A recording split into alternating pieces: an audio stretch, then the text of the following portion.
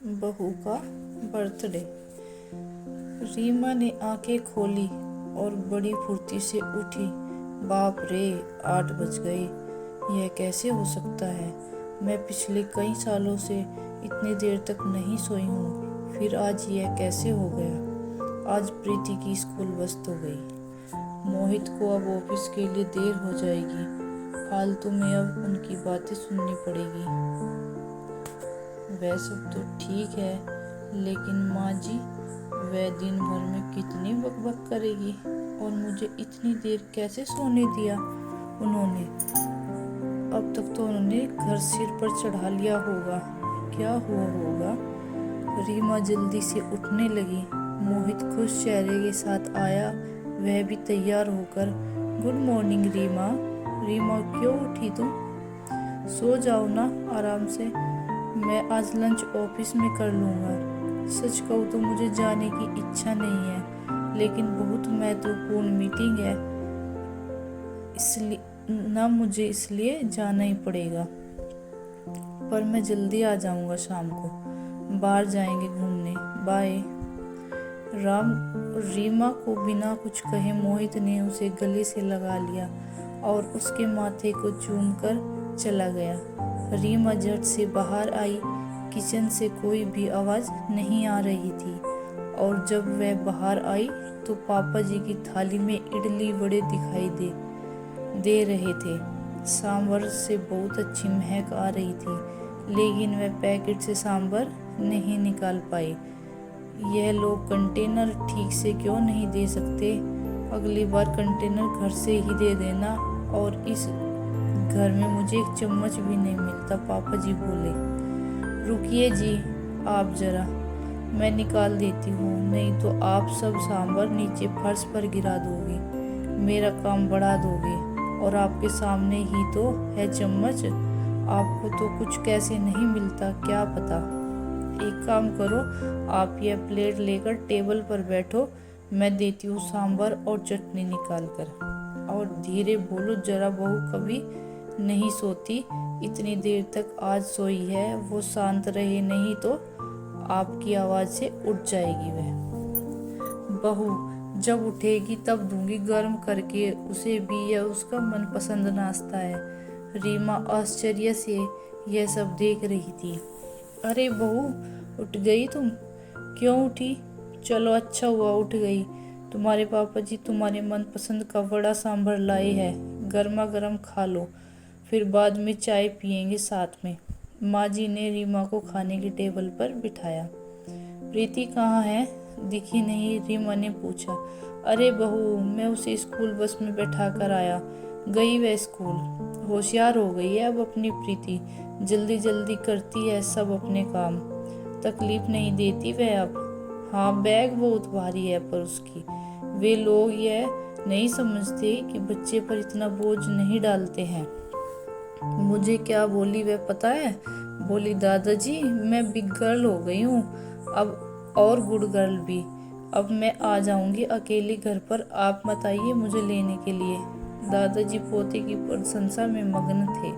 हाँ हाँ, मेरी बेटी समझदार हो गई है, सिर्फ दूध पीने को नाटक करती है, लगातार बड़बड़ करती रहती है, बस खाना ही ठीक से नहीं खाती। अन्नपूर्णा, उसके पेट में इतनी ऊर्जा कहाँ से आती है क्या पता। अरे रीमा, खाओ तुम बड़ा सांभर, ठंडा हो जाएगा। और चिंता मत करो तुम, मैंने प्रीति को पराठा बना कर दिया है। छोटा सा खाया उसने और टिफिन में भी ले गई। माँ जी बोली। क्या पापा जी? माँ जी, मुझे उठाना चाहिए था ना, आपने क्यों किया सब काम? जाने दो, खाने में क्या बनाऊं? रीमा ने अपराध बोध से कहा। रीमा तुम कुछ मत करो, आज तो मौज मस्ती करो। हमारे पड़ोस में चंदा आती है ना खाना बनाने के लिए, उसे बोला है मैंने आज से रोटी बनाने के लिए, बाकी का मैं कर लूँगी। तुम कितना काम करोगी अकेली? तुम्हारी क्लास, प्रीति का होमवर्क, बाहर के काम, या मोहित भी कुछ काम करके मदद नहीं करता? तुम्हें सबके पीछे पीछे दौड़ना पड़ता है। अब आराम किया करो तुम। नहीं तो ऐसा करो ना, तुम और मोहित 4 दिनों के लिए घूमने चले जाओ। बहुत दिन हो चुके, वैसे भी तुम दोनों कहीं गए नहीं हो। प्रीति को यहाँ ही रहने दो, हम संभाल लेंगे उसे। आपको भी एक दूसरे के साथ वक्त बिताने की ज़रूरत है, माँ जी बोली। नाश्ते के बाद माँ जी ने चाय बनाई और तीनों ने बातें की और चाय पी। रीमा का दिन अच्छा गया। कल उसका खास दिन था, उस वजह से वह कुछ ज़्यादा ही खुश थी। मोहित जल्दी घर आऊँगा ऐसा बोला था पर आया ही नहीं। दोस्त की आज पार्टी थी तो वह घर देर से आने वाला था। माँ जी और पापा जी भी सो गए। प्रीति को लेकर रीमा भी सो गई। कुछ समय बाद रीमा को बहुत आवाज़ सुनाई देने लगी। वह अचानक उठी। प्रीति उसके बाजू में नहीं थी। वह डर गई और हॉल में आई। हर तरफ अंधेरा था और अचानक रोशनी आ गई। हैप्पी बर्थडे टू यू, अचानक जोर से बोले। माँ जी, पापा जी, मोहित सब हंसकर उसे विश कर रहे थे। प्रीति ने दादी की मदद से सुंदर केक बनाया था। रीमा ने केक काटा और सबको खिलाया। सभी खुशी के मारे सो गए। फिर बाद में सुबह रीमा उठकर देखती है तो पास में सुंदर सा ग्रीटिंग कार्ड था। उसकी बेटी प्रीति ने खुद के छोटे हाथों से बनाया था। वह कार्ड देखकर रीमा बहुत खुश हुई। उतने में एक बड़ा टेडी बियर चलते हुए उसके पास आया। सरप्राइज मम्मा, यह मैंने तुम्हारे लिए स्पेशल लिया है, मेरे पिगी बैग में से सेविंग करके। रीमा को गले लगाकर उसकी लाडली बेटी बोली। रीमा की आंखों से आंसू छलक पड़े। अब मोहित की बारी थी। उसने रीमा से कहा कि वह अपनी आंखें बंद कर ले और उसके लिए लाया हुआ खूबसूरत हीरो का हार उसके गले में डाल दिया और उसे आईने के सामने खड़ा कर दिया। वाह, अब सच में वह हार कितना सुंदर लग रहा है। सुंदर लग रहा है मेरी रानी, लगता है जैसे तुम्हारे लिए ही बना है। मोहित ने खुशी से रीमा को गले लगा लिया। तभी रीमा कुछ कहने वाली थी कि माँ जी, पापा जी आ गए।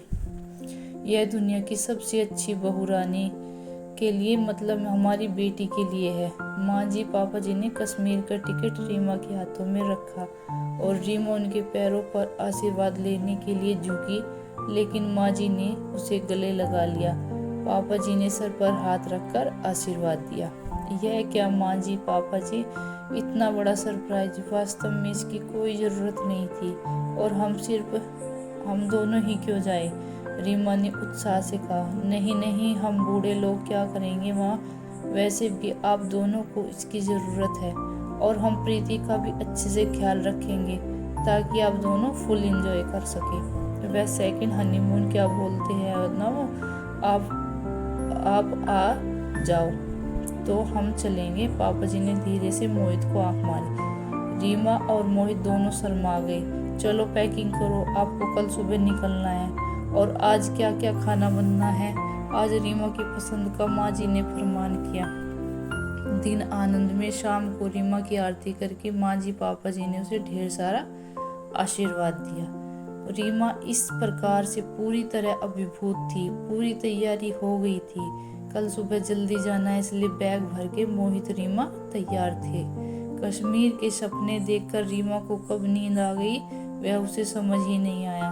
दोनों कश्मीर पहुंच गए, जैसे स्वर्ग हो। कितना खूबसूरत था सब कुछ। मोहित रीमा सब भूलकर एक दूसरे में खो गए थे। यह हंसी वादियाँ, ये खुला आसमान। मोहित गाना गा रहा था और रीमा जैसे नई नवेली दुल्हन की तरह शर्मा रही थी। एक दूसरे के ऊपर बर्फ के गोले फेंककर छोटे बच्चों जैसे दोनों मस्ती कर रहे थे। दोनों आज आइस स्केटिंग के लिए आए थे।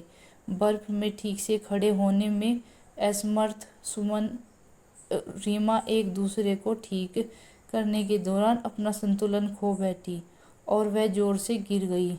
आंखें खोलकर देखती है तो क्या, उसके बेड के ऊपर वह गिर गई थी। मोहित बाजू में मोहित सोया हुआ था। मतलब वह सपना था। इतने में बैल बजी, दूध वाला आया होगा। वह बाहर आए, उतने में उसकी सास बोली, अरे रीमा, हर रोज कैसे देर से उठती हो तुम, 15 मिनट देर हो गई आज तुम्हें। जल्दी करो, अब चाय बनाओ और नाश्ते में कुछ अच्छा नमकीन बनाओ। मेरी सहेली आने वाली है, आज कुछ अच्छा खाना बनाओ उनके लिए। और हाँ, घर पर ही रहना, कहीं बाहर मत जाना। माँ जी की रोज की किटकिट चालू हो गई और रीमा सचमुच सपने से हकीकत में आ गई। हमेशा की तरह हर कोई उसका जन्मदिन भूल गए थे। रोज रोज की भागदौड़, घर के कामकाज, सास के ताने, ससुर की फरमाइश, पति की धुन पर नाचने और बेटी की लीला देखने में वक्त उसका दिन कब खत्म होता था वह उसे भी समझ नहीं आता था। जिंदगी भर दिन खराब करने लगी, लेकिन कल उसने बहुत अच्छा दिन जिया। लेकिन इस एक रात के मीठे सपने ने उसके इतने खुशनुमा पल जी लिए थे कि उसके लिए क्या कम था। मन में उस कश्मीर का सपना साकार होने की प्रतीक्षा में वह काम करने लगी। धन्यवाद।